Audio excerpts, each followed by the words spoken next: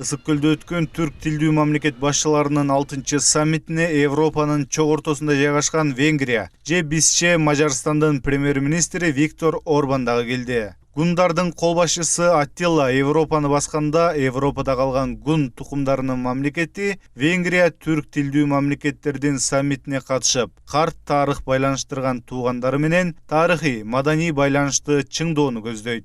Венгрия хранит свои традиции, хранит свои корни и информацию о своем происхождении. В Европе нас считают, и мы сами также себя считаем, самым западным восточным народом. На Западе жить хорошо, потому что это достаточно успешно развивающаяся часть мира. Венгрия тоже успешная страна, но это связано и с последствиями, потому что нас окружают чужие, у нас там нет родственников.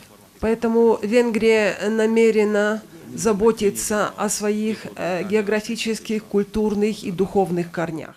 Венгрияны 2010-жылдан бери мекенчил патриот күчтөрдү башкарган Виктор Орбан башкарып келет. Европанын саясатын маал менен сындап, сес көрсөтүп турган Европа лидерлерине көп жага бербеген Виктор Орбан өз өлкөсүндө бирок популярдуу. Анын партиясы ушул жылдын апрель айында өткөн шайлоодо кайрадан жеңишке жетишип, Орбан премьер-министр болуп калды. Венгрия премьер-министринин түрк тилдүү мамлекеттердин саммитине келиши бул уюм географиялык жактан дагы кулаш жайып бара жаткандыгын билдирет.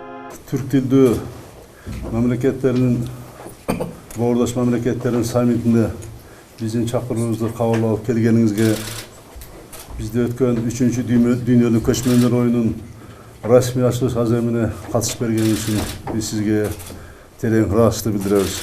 Европада эң чоң топ болгон славян тилдүү мамлекеттер ыркы келишпей, Орусия менен Украина чатакташып турган маалда, калкы 200 миллиондон ашык Азия менен Европага чейин созулуп жаткан түрк тилдүү элдердин ынтымакка келип, мамлекет башчыларынын чогулуусу геосаясий окуя экендиги айтылууда. Буга чейин саммитке бул уюмдун толук кандуу мүчөлөрү Кыргызстан, Казакстан, Түркия жана Азербайжан президенттери гана катышып келсе, бул жолу Ислам Каримов каза болгондон кийин бийликке келип, жаңы тышкы саясатты алып барып жаткан Шавкат Мирзиёевдин келиши дагы уюмдун кадыр баркын көтөрдү. Түрк тилдүү мамлекет башчыларынын алгачкы саммити 2011-жылы Алматыда өткөн. Ага экс-президент Роза Отунбаева катышкан эле. Кийинки саммиттер 2012-жылы Бишкекте, 2013-жылы Бакуда, 2014-жылы Түркиянын Бодрум шаарында өтүп, 2015-жылы кайрадан Казакстан кабыл алып, кезекти Кыргызстанга өткөзүп берген эле. Бирок 2016-жылы Түркияда төңкөрүш аракети болуп, Севат маселеси боюнча Алмазбек Атамбаевдин билдирүүсүнөн кийин Режеп Тайып Эрдоган келбей тургандыгы белгилүү болгон. Алмазбек Атамбаев түрктөрдү гана таарынтып болбой, Пакистан борбору Исламабадда өткөн мусулман өлкөлөрүнүн экономикалык кызматташтык уюмунда Азербайжандын сунушуна каршы чыгып, Илхам Алиевди дагы таарынткан. Эрдоган менен Алиевдин келбеси белгилүү болуп калган соң, 2017-жылы саммит өткөрүлбөй, Атамбаев кеткенден кийин гана быйыл өтүп жатат.